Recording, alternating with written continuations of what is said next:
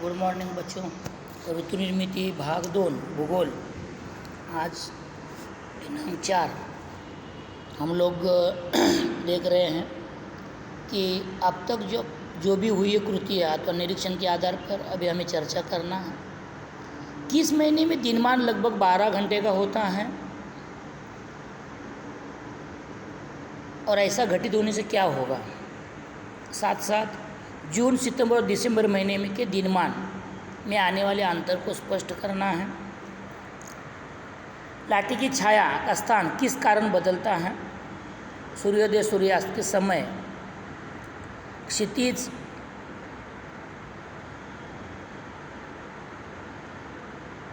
पर उत्पन्न होने वाली स्थिति के बारे में क्या बताया जा सकता है। इसके साथ साथ पृथ्वी का परिभ्रमण, सूर्य और पृथ्वी के बीच की दूरी, पृथ्वी का परिक्रमण, पृथ्वी का अक्ष, साथ ही साथ सामान्यतः जून, सितंबर और दिसंबर महीने के दिनमान के अंकन के आधार पर सबसे बड़ा दिन, सबसे छोटा दिन, उसी प्रकार दिन और रात के समान रहते दिनांक आपके ध्यान में आए होंगे। प्रतिवर्ष लगभग इन्हीं दिनों की स्थिति आती है। सूर्य का भासमान भ्रमण देखना है हमें। जब हम पृथ्वी के ऊपर से सूर्य को उदित होते हुए देखते हैं तब सूर्य संपूर्ण वर्ष उत्तर अथवा दक्षिण ओर खिसकता हुआ प्रतीत होता है। वास्तव में सूर्य जो है अपना स्थान कहीं भी छोड़कर नहीं जाता है। 21 जून से 22 सितंबर की कालावधि में सूर्य के उदित होने का स्थान दक्षिण की ओर अधिक खिसकता है। इस कालावधि को दक्षिणायन कहते हैं। मैंने क्या बोला आपको? वास्तव में सूर्य अपने स्थान से कहीं भी खिसकता नहीं है, मगर 21 जून से 22 दिसंबर की कालावधि में सूर्य के उदित होने का स्थान दक्षिण की ओर अधिक खिसकता है। इस कालावधि को दक्षिणायन कहते हैं। सूर्य 21 जून से 22 दिसंबर के कालावधि में किस तरफ खिसकता है?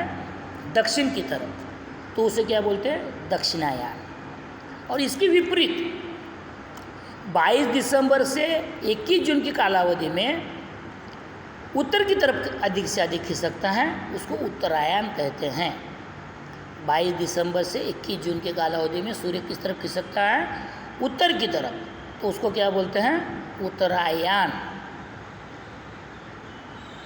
सूर्य के स्थान का परिवर्तन का कारण पृथ्वी का सूर्य के चारों ओर घूमना है और पृथ्वी का झुका हुआ अक्ष, ये कारण है। सूर्य का स्थान परिवर्तन का कारण क्या है? पृथ्वी का सूर्य का चारों ओर घूमना, पृथ्वी का सूर्य के चारों ओर घूमना, और साथ ही साथ में पृथ्वी का झुका हुआ अक्ष। प्रत्यक्ष में सूर्य घूमता नहीं है, परंतु पृथ्वी के ऊपर से देखते समय हमें वो घूमता हुआ दिखाई देता है। प्रत्यक्ष घूमता नहीं है, मगर वो घूमता हुआ हमें दिखाई देता है। सूर्य के इस भ्रमण को सूर्य का भास भ्रमण कहते हैं। मैंने क्या बोला कि प्रत्यक्ष सूर्य घूमता नहीं है, परंतु पृथ्वी के ऊपर से देखते समय हमें वह घूमता हुआ दिखाई देता है। तो ये क्या है? भास भ्रमण है। उसे क्या बोलते हैं? भास भ्रमण। पृथ्वी के ऊपर निर्मित होने वाली ऋतु ये केवल उत्तर और दक्षिण गोलार्ध के संदर्भ में घटित होती हैं। जो भी ऋतु निर्मित होती हैं वो क्या है कि पृथ्वी के ऊपर निर्मित होने वाली ऋतु केवल उत्तर और दक्षिण गोलार्ध के संदर्भ में घटित होती है। जैसे कि मैंने आपको एक बात बोलूं कि अगर हम लोग देखें कि एक बात कि पृथ्वी के लंब वृत्ताकार परिक्रमण मार्ग और पृथ्वी के झुके हुए अक्ष के एकत्रित परिणाम स्वरूप पृथ्वी पर ऋतुओं की निर्मित होती है।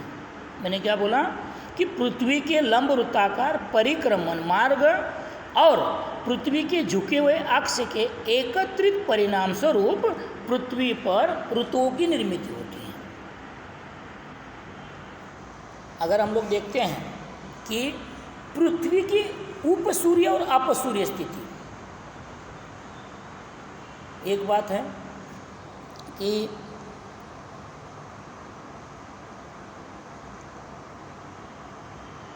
आपको एक बात समझ में आनी चाहिए कि पृथ्वी सूर्य के चारों ओर परिक्रमा करती है, परिक्रमण करती है। पृथ्वी सूर्य के चारों ओर परिक्रमण करती है।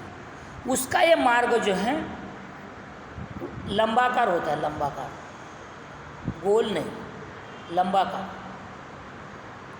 और लंबाकार वृत्ताकार के केंद्र में सूर्य होता है। अगर आप आकृति 8.1 देखोगे वृत्त चक्र आयन दिन और संपात दिन की, तो आपको पता चलेगा कि पृथ्वी सूर्य के चारों ओर परिक्रमण करती है।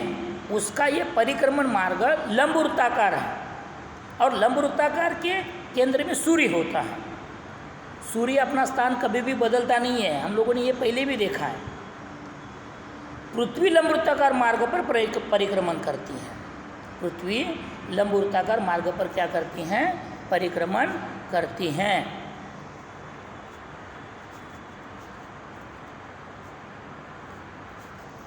और दूसरी बात कि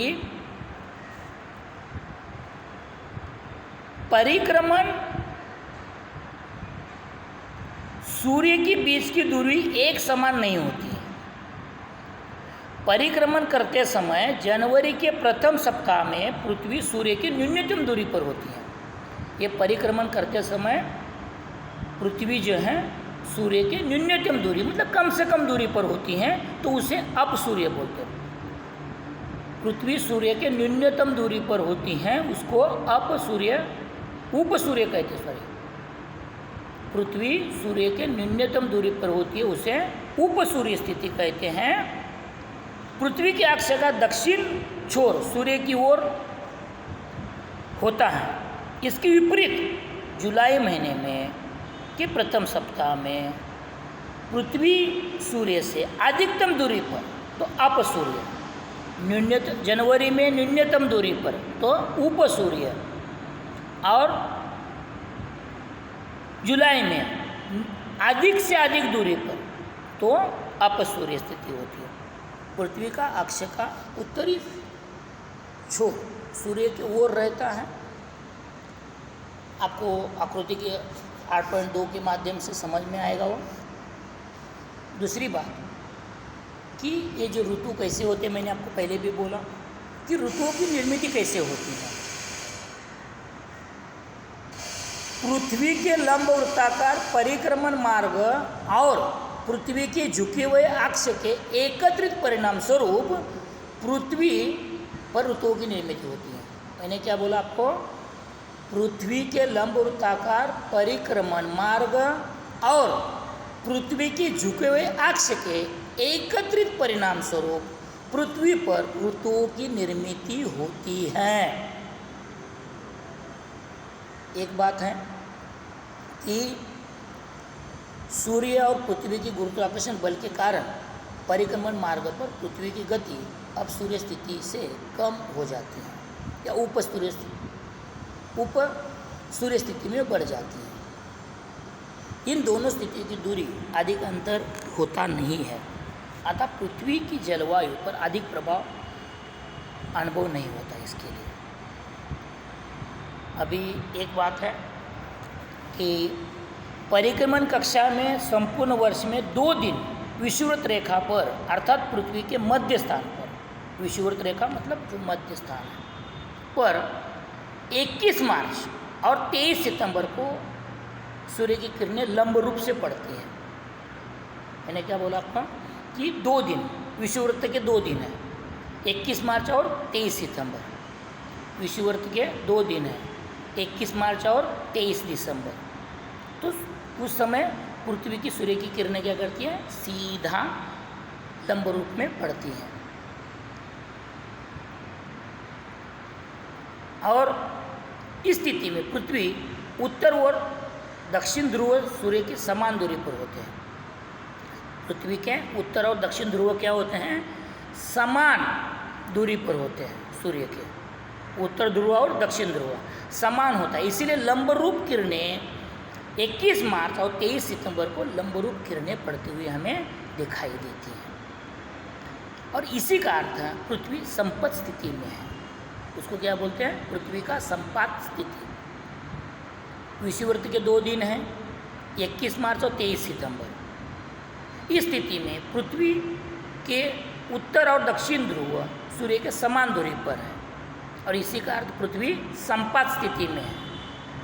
लंबरूप किरणें पड़ती हैं विषुवृत्त के 2 दिन, 21 मार्च और 23 सितंबर। ऐसी स्थिति में पृथ्वी के उत्तर और दक्षिण ध्रुव में समान दूरी पर होते हैं, इसीलिए उसको क्या बोलते हैं, पृथ्वी की संपात स्थिति। पृथ्वी की संपात स्थिति। ओके, इसके आगे वाला पार्ट हम लोग कल देखेंगे। Okay, bye.